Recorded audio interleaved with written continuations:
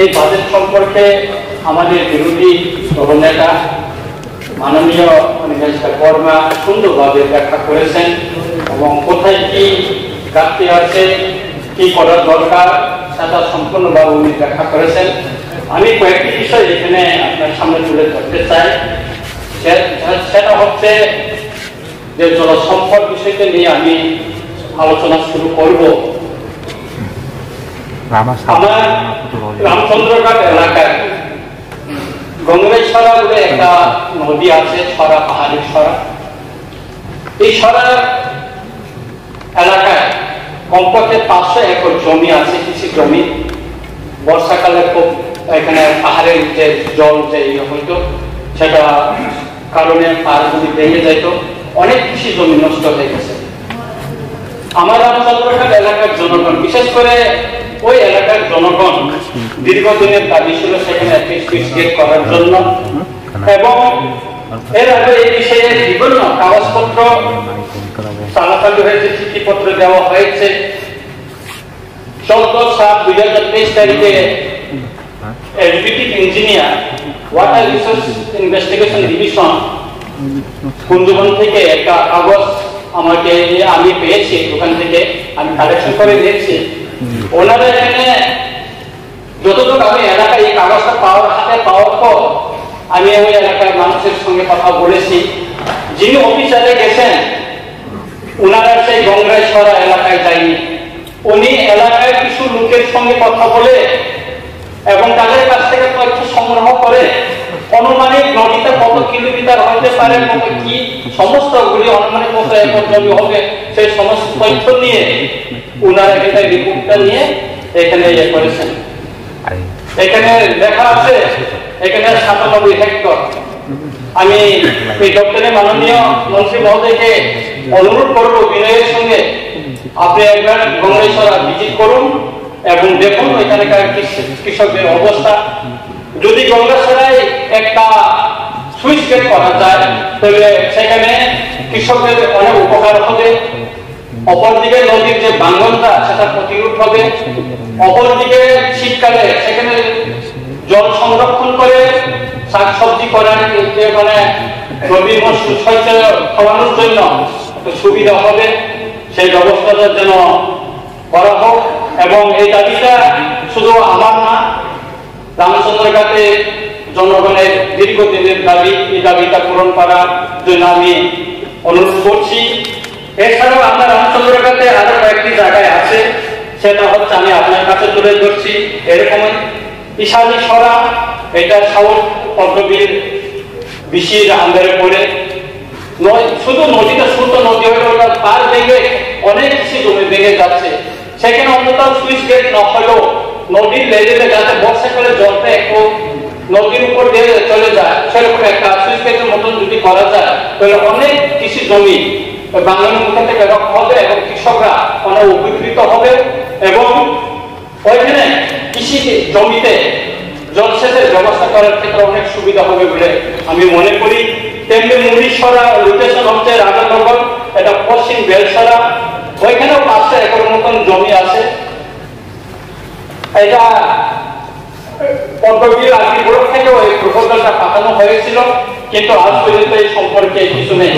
এই বাজেটে জলসেচের সম্পর্কে অনেক কিছু এখানে বলা হয়েছে, অনেক কোটি কোটি টাকার ডেভেলপমেন্টের কথা বলা হয়েছে, এখানে ভূমি ক্ষয় প্রতিরোধ ব্যবস্থার কথা বলা হয়েছে, কিন্তু যে ওই সমস্ত যে গঙ্গেশ্বরার যে বা যে সমস্ত আমি নদীর ছোট ছোট নদীর কথা বলছি সেখানে সুইচ গেট করা বা অনেক কিছু ব্যবস্থা করা, যে জমি যে ভেঙে যাচ্ছে নদীর যে বর্ষাকালে সেটা প্রতিরোধ করার জন্য যে ব্যবস্থাটা সেটা এখানে নেই।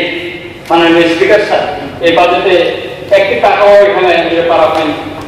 আমার আরেকটা কোয়েশ্চেন হচ্ছে পূর্ত বিভাগ সরকার সেতু, এখানে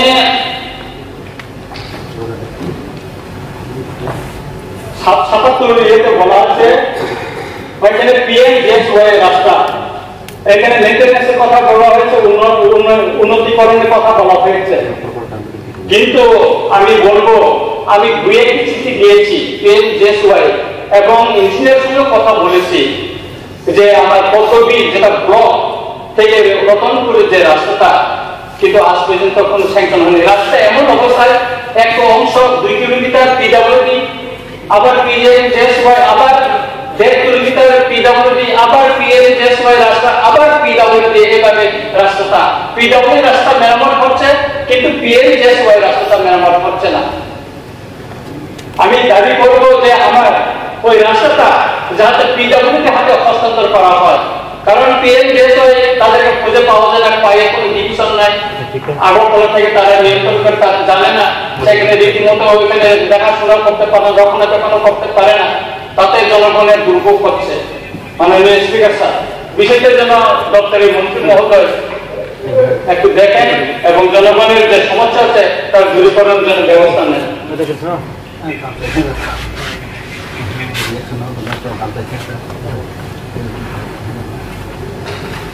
মাননীয় স্পিকার স্যার, আমি আরেকটা বিষয় আপনার কাছে তুলে ধরতে চাই যে আমাদের এডিসি হেডকোয়ার্টার খুমুলুং, এখানে অগ্নি নির্বাপন এবং আপৎকালীন পরিষেবার কথাটা বলা হয়েছিল। এখানে 55 এখানে দামসরা, মনুবাজার এবং পিয়াসা বাড়িতে নতুন করে অগ্নি নির্বাপক মানে ফায়ার সার্ভিসের বিল্ডিং নির্মাণ করা হচ্ছে।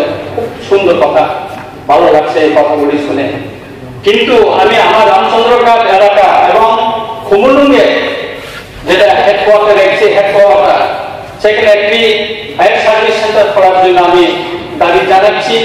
কারণ হেডকোয়ার্টার, এক্সি হেডকোয়ার্টার খুব গুরুত্বপূর্ণ এবং সেখানে ফায়ার সার্ভিস থাকা খুব জরুরি। এবং তেমনি আমার রামচন্দ্রঘাটে গত বছর প্রায় 20 কানের উপর রবার বাগানা আগুন লেগে মানে জ্বলে গেছে, তাতে 2 জন কৃষক খুব ক্ষতিগ্রস্ত হয়েছে। কিন্তু ক্ষয় থেকে সেখানে ফায়ার সার্ভিস আস্তে আস্তে বাগানগুলি সব করে শেষ হয়ে যায়। তাতে আমি দাবি জানাচ্ছি এবং চিঠিও দিয়েছি আমি যে এর আগে অনেক কষ্ট রেখেছি যে এই পবিত্র বিধানসভায় আমার এখানে একটা ফায়ার সার্ভিস স্টেশন করার জন্য, কিন্তু খুবই দুঃখের বিষয় এই ব্যাপারে এখনো কিছু নেই। তাই বাজেটে আমি সমর্থন করতে পারছি না এই কারণে যে দেখেছি কিছু কিছু এলাকায় হচ্ছে আর কিছু কিছু এলাকায় হচ্ছে না। আমার খোয়াই ডিস্ট্রিক্টে দেখুন, তেলেপুরা, কল্যাণপুর, খোয়াইতে আছে, কিন্তু যেটা জনজাতি অধ্যুষিত এলাকা, এডিসি এলাকা, সেখানে কোনো ফায়ার সার্ভিস স্টেশন নাই। মাননীয় স্পিকার স্যার, তোলা শিকার হইতে পারতো,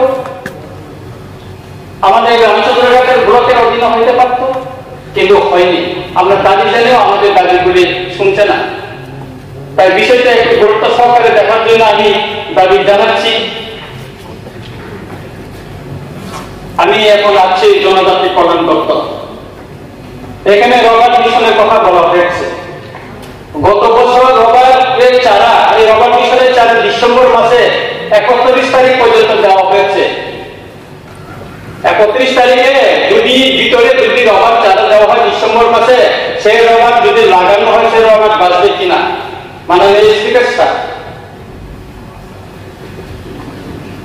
তেমনি গত বিধানসভা অধিবেশন আমি বলেছিলাম যে জনজাতিদের রিক্সা রিক্সায় বোনার জন্য সুতা দেওয়ার জন্য আমাদের ট্রাইবাল মিনিস্টার মহোদয় উনি এসুরেন্স দিয়েছিলেন, হ্যাঁ আমি দেব, কিন্তু এই বাজেটে কোথাও উল্লেখ নেই। এখানে অত পাওয়ার টিলা ইত্যাদি দেওয়ার কথা বলা হয়েছে, কিন্তু ওই যে গরিব অংশের জনজাতি মহিলাদের রিক্সা রিক্সায় বোনার জন্য সুতা দেওয়ার যে এসুরেন্স দেওয়া হয়েছে এই বাজেটে কোথাও উল্লেখ নেই।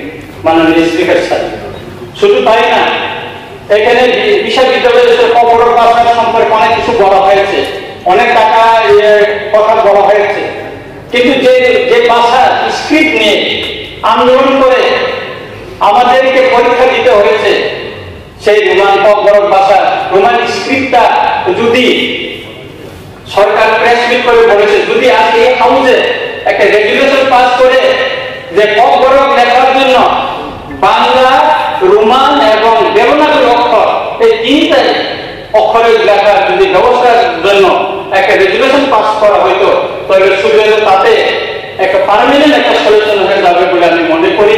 তাই আমি আবেদন রাখবো যাতে আগামীকাল হোক বা যে হোক এটা একটা রেজুলেশন পাস করা হোক যে অপর পাশে লেখার জন্য রোমানি স্ক্রিপ্ট বাংলা এবং দেবনাগরী অক্ষরে লেখার জন্য এটা যেন পরবর্তী কোন সরকার আসলো যাতে এই বিষয়ে কোনো পরিবর্তন করতে না পারে, সেই বিষয়ে আপনারা একটু ব্যবস্থা করেন, এটা আমার দাবি আছে। তেমনি শিক্ষা ক্ষেত্রে আমি একটু বলতে চাই, স্যার স্যার সবাই বলতে আমি বেশি বলবো না, আর দুটো বলে আমি শেষ করবো স্যার, আমি বেশি বলবো না, আমি সিদ্ধান্ত নিয়েছি আমি বেশি বলবো না স্যার। আমি ওই শিক্ষাতে এটা আমি ছিলাম তো স্যার, এটার জন্য বাধ্যতা আমি শিক্ষাটা বলে আগে শেষ করে দিচ্ছি স্যার।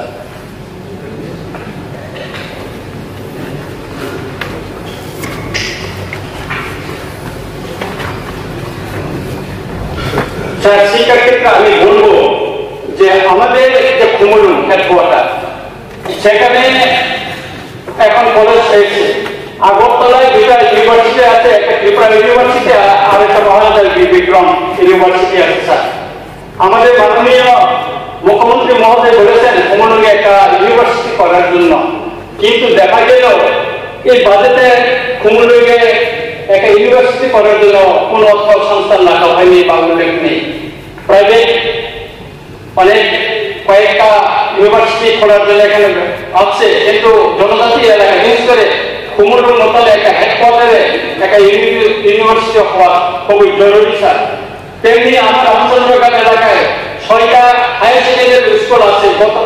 গত অধিবেশনে আমি বলেছিলাম আমাদের এখানে একটা কলেজ খোলার জন্য, কিন্তু সবখানে শুধু এখানে নয় স্যার, যে আমাদের জম্মু জেলা একটা সাব ডিভিশন সেখানেও তার কলেজ না স্যার। আমি এই শেষ করছি, এটার জন্য যাতে ওই জম্মু জেলাতে হোক আর কুমুলুঙে হোক আর সিমলাতে হোক স্যার, প্রত্যেকটা বিধানসভা কেন্দ্রে যাতে একটা করে কলেজ দেওয়া হয় এবং অগ্রাধিকার ভিত্তিতে যাতে রামচন্দ্রগঞ্জে একটা কলেজ হোক স্যার, সেটা আমি চাই।